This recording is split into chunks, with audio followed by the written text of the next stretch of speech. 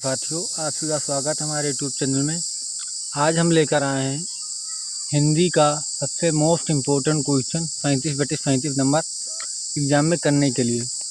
तो हम चलते हैं अपने पहला नंबर क्वेश्चन पे।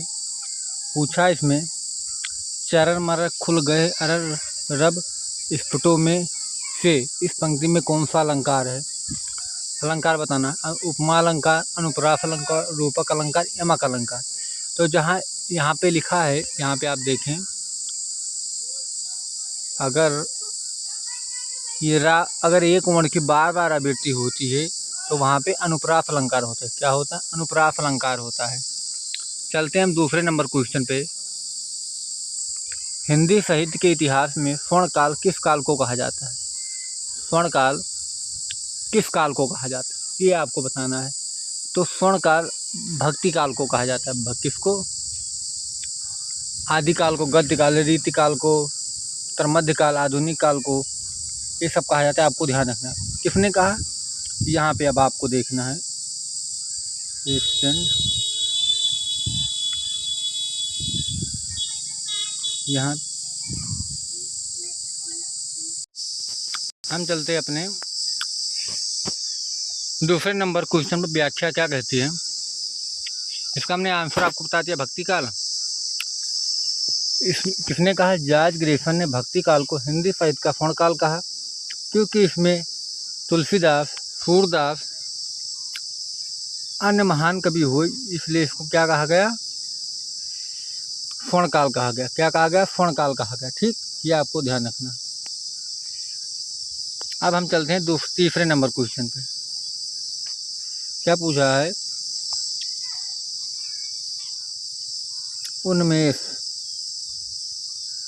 उन्मेष में आपको प्रत्यय बताना, उपसर्ग बताना है। क्या बताना है? उपसर्ग। तो ऑप्शन नंबर 20 में से क्या? उद प्लस मेष क्या हो जाएगा? आप इसका संधि विच्छेद करिए। यहाँ पे देखिए, उद प्लस मेष संधि विच्छेद में द का नाम में परिवर्तन हो जाता है। अब चलते हैं हम चौथे नंबर क्वेश्चन पे। क्या है? महोर्मी में का संधि विच्छेद कीजिए। महा प्लस उर्मी, इसमें गुण संधि है। क्या है? गुण संधि है। बी ऑप्शन आपका सही है, महा प्लस उर्मी। यहाँ पे देखिए है महा प्लस उर्मी, क्या है? गुण संधि है। क्या है? गुण संधि है। ठीक, पांचवें नंबर में चलते हैं। लंबोदर, लंबोदर में समास कौन सा है? तो ये आपको बताना है। लंबोदर में कौन सा समास है? तो इसका अब समास इसमें तो बहुब्रीहि समास है। क्या है? बहुब्रीहि समास है। अब इसका तब विच्छेद करोगे। लंबा है जिसका उदन, मतलब अर्थात गणेश जी तीसरे पद की ओर इशारा करता है, उसे क्या कहते हैं? बहुब्रीहि समास कहते हैं। छठा नंबर क्वेश्चन हमारा, सूरदास के गुरु कौन थे? सूरदास के गुरु कौन थे? तो ये आपको बताना है। सूरदास के गुरु वल्लभाचार्य थे। कौन थे? वल्लभाचार्य थे। सूरदास पुष्टि मार्ग के संस्थापक आचार्य वल्लभाचार्य के शिष्य थे और अष्टछाप के कवियों में प्रमुख अष्टसाम के से कुंभन दास और चरपटनाथ, ये सब कवि थे। हमारा सातवां नंबर क्वेश्चन है कि निम्नलिखित में कौन सा शब्द तद्भव है? तद्भव आपको बताना है। तो अट्टालिका ये तत्सम का अटारी हो जाता है। क्या हो जाता है? अटारी हो जाता है। अटारी। अचरज, अचरज अंधकार के अंधेरा हो जाता है। इसमें कौन सा सही है? ऑप्शन नंबर सी सही है, अचरज। क्योंकि तद्भव पूछा है, उसका तत्सम है। और फिर उसके बाद अचरज का तद्भव क्या होता है? आश्चर्य होता है। ऑप्शन नंबर 8 क्या कहता है हमारा? तरणी और तरणनी शब्द युग का सही अर्थ क्या होता है? तो तरणी मतलब एक होता है सूर्य और तरणी मतलब होता है नाव। तो ऑप्शन कौन सही है? ये सही है, क्योंकि इसका आप विच्छेद करोगे। छोटी ई वाली तरनी का अर्थ सूर्य होता है और बड़ी ई वाली तरनी का अर्थ नाव होता है। ठीक, तो आप अब उसके बाद आते हैं 9 नंबर क्वेश्चन में। जो सब कुछ जानता है उसे क्या कहते हैं? जो सब कुछ जानता है उसे सर्वज्ञ कहते हैं। क्या कहते हैं? सर्वज्ञ कहते हैं। जो बहुत थोड़ा जानता है उसे अल्पज्ञ कहते हैं। जो कुछ नहीं जानता उसे अज्ञ कहते हैं। क्या कहते हैं? अज्ञ कहते हैं। अब हम चलते हैं 10 नंबर क्वेश्चन। विस्मय किस रस का स्थायी भाव है? विस्मय विस्मय अद्भुत रस का। हास रस का हंसी होता है। क्या होता है? हंसी। शांत रस का निर्वेद होता है। क्या? निर्वेद। विभर रस का जुगुप्सा होता है। जुगुप्सा। ठीक। Number 11 number question. वर्ण का अर्थ क्या नहीं होता? वर्ण का अर्थ रंग भी होता है, जाति भी होता है, अक्षर भी होता है, पहचान भी होता है, मतलब आकाश नहीं होता। आकाश अंबर है। 12 नंबर क्वेश्चन। अपकार का विलोम आपको बताना है। अपकार का विलोम क्या होता है? अपकार का विलोम उपकार होता है। क्या होता है? उपकार। नेकी सत्कार के तिरस्कार। 13 नंबर क्वेश्चन। शुद्ध बताना है आपको। शुद्ध और तनी, इसमें शुद्ध कौन सा है? उज्ज्वल, उज्ज्वल, उज्ज्वल। तो इसमें 2 जा आधा होता है। क्या होता है? उज्ज्वल में 2 जा आधा होता है। ठीक। आपका नंबर सी सही है। क्या सही है? सी सही है। उत्पलक ज्वल होता है। बुढ़ापा में 14 नंबर क्वेश्चन। बुढ़ापा शब्द में कौन सी संज्ञा है? तो बुढ़ापा में एक हमारा भाववाचक संज्ञा। क्या है? भाववाचक, जिसे हम महसूस कर सकते हैं। यहाँ पे आप देख सकते हैं ये, जिसे छुआ नहीं जा सकता, केवल महसूस किया जा सकता है। ठीक, उसे भाववाचक कहते हैं।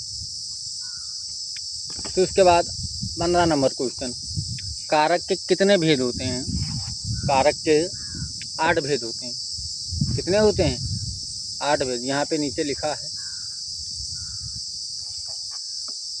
कर्ता ने कर्म को, इसका हम कारक विभक्ति बताते हैं। कर्ता ने कर्म को करण से द्वारा संप्रदान के लिए अपादान से अलग संबंध का के की रे नाने नी अधिकरण में पर संबोधन हे हो अरे, यह 8 होता है। क्या होता है? 8 कारक होते हैं। अब हम आ जाते हैं 16वें नंबर क्वेश्चन। वह स्वतः ही जान जाएगा। स्वतः कौन सा है? स्वतः एक हमारा निजवाचक सर्वनाम है। क्या है? निजवाचक सर्वनाम है। आपका नंबर 20 सही है हमारा। अब हम आ जाते हैं अपने 17 नंबर क्वेश्चन पे। दही शब्द का स्त्रीलिंग। दही हमारा एक पुल्लिंग शब्द है। क्या है? पुल्लिंग शब्द है। ये आपको ध्यान रखना है। दही हमारा एक पुल्लिंग शब्द है, क्योंकि अब बार बार एग्जाम में पूछा जाता है। कैसे दही हो गया, पानी हो गया, नहीं घी हो गया। मोती तो स्त्रीलिंग की, ईकारांत शब्द हमेशा पुल्लिंग होते हैं। कैसे दही, खट्टा, ये सब। 18 नंबर को निम्नलिखित में कौन सा शब्द घोड़ा का पर्यायवाची नहीं है? घोड़ा का पर्यायवाची नहीं है। तो घोड़ा का पर्यायवाची इसमें करीबन नहीं होता है, क्योंकि करीबन बाजी, तुरंग, ये सब होता है। इसमें बाजी, तुरंग, है, हस्व, ये सब होता है। 19 नंबर क्वेश्चन। सच्चिदानंद हीरानंद वात्स्यन अज्ञेन का उपनाम क्या है? क्या उपनाम क्या है? इसमें उनका उपनाम है अज्ञेय। सच्चिदानंद हीरानंद वात्स्यन अज्ञेय। क्या कहा? अज्ञेय। 20 नंबर क्वेश्चन। अंगूठा दिखाना मतलब अंगूठा आप किसी को दिखाते हैं, क्या कहते हैं? वक्त पर धोखा देना। क्या? वक्त पर धोखा देना। एन वक्त पर किसी काम के लिए काम मना कर देना, उसे क्या कहते हैं? अंगूठा दिखाना। अब हम चलते हैं अपने 21 नंबर क्वेश्चन। काली घटा का कमन घटा। इसमें हमारा यमक अलंकार, क्योंकि ये शब्द के अलग काली घटा का घमन घटा, क्योंकि काली घटा मतलब एक बादल, और घमन मतलब आदमी का अहंकार घट जाता है, उससे 2 अर्थ कर लेते हैं। वो हमारा यमक अलंकार होता है। क्योंकि घटा 2 शब्द आया, मतलब जहाँ 2 शब्द आते हैं दोनों का अर्थ अलग अलग होते हैं। ठीक। 22 नंबर चौपाई। 22 नंबर क्वेश्चन। चौपाई छंद के प्रत्येक चरण में कितने मात्राएं होती हैं? 24 मात्राएं होती हैं। कितनी होती हैं? 24 मात्राएं होती हैं। 24 नहीं, 16 मात्राएं होती है। कितनी होती हैं? 16 मात्राएं होती हैं। ये आपको ध्यान रखना। कितनी होती हैं? 16 मात्राएं होती है। ठीक, अब हम इसके आगे चलते हैं 23 नंबर क्वेश्चन पे। निम्नलिखित में से आकाश का विलोम, आकाश पाताल, आकाश पाताल, आकाश पाताल, ये आपको ध्यान रखना। आकाश कहाँ गया? आकाश पाताल, आकाश पाताल। ऑप्शन नंबर 24 खग, खग कुल, कुल सा बोल रहा। इसमें कौन सा अलंकार है? कुल, कुल। इसमें भी हमारा यमक अलंकार है, क्योंकि कुल और कुल, कुल मतलब होता है वंश, और ये कुल का अर्थ है पक्षी। ठीक, इसलिए यहाँ पे हमारा यमक अलंकार है। क्या है? यमक अलंकार है।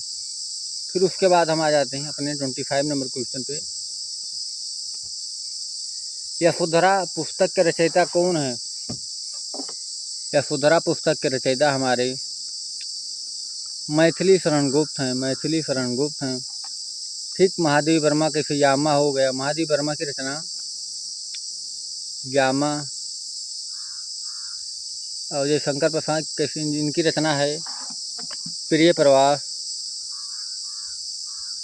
प्रिय प्रवास, ये सब हैं रचना इनकी।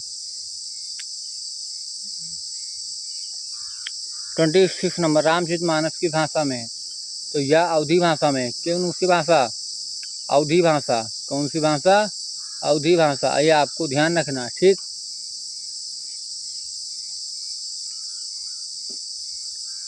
अवधी भाषा में हमारा रामचरितमानस की रचना है। अब हम इसके आगे चलते हैं। पावक किस अग्नि पर्यायवाची, जिसका अतिरिक्त पावक का मूल अर्थ? पावक का मूल अर्थ होता है आग। क्या होता है? आग। ये तत्सम शब्द है। अब उसके बाद हम चलते हैं 28 नंबर को। जिसकी लाठी उसकी भैंस, इसमें क्या है? ये हमारा लोकोक्ति है। क्या है? लोकोक्ति है। ठीक, 29 गूलर का फूल होना, मतलब दुर्लभ होना या दिखाई न देना। क्या? दुर्लभ होना या दिखाई ना देना, उसे क्या कहते हैं? गूलर का फूल, या आप इसे ईद का चांद होना, ये भी कह सकते हैं। अनामिका, अनामिका काव्य संग्रह के रचयिता कौन है? अनामिका काव्य संग्रह के रचयिता हमारे सूर्यकांत त्रिपाठी निराला हैं। कौन है? सूर्यकांत त्रिपाठी निराला हैं। अब इसके हम आगे चलते हैं। घृणा शब्द का स्थायी भाव क्या होता है? घृणा का हमारा बी होता है, विभक्त होता है घृणा का। अब 32 नंबर अंधेर नगरी नाटक के लेखक कौन है? अंधेर नगरी के लेखक के नाटक हमारे भारतेंदु हरिश्चंद्र है। कौन है? भारतेंदु हरिश्चंद्र है। ये आपको जरूर पढ़कर जाना है। कवि शब्द का क्या होता है? कवियत्री होता है। क्या होता है? कवियत्री होता है। ऑप्शन नंबर ये सही है, क्योंकि ये बी वाला ये सब गलत हैं, गलत। ये पढ़ो ऑप्शन नंबर ये। ठीक, 34 नंबर बिल्ली छत से कूद गई, इसमें अपादान कारक, क्योंकि जब क्रिया अलग होती है उसे हम अपादान कारक कहते हैं। क्या कहते हैं? अपादान कारक कहते हैं।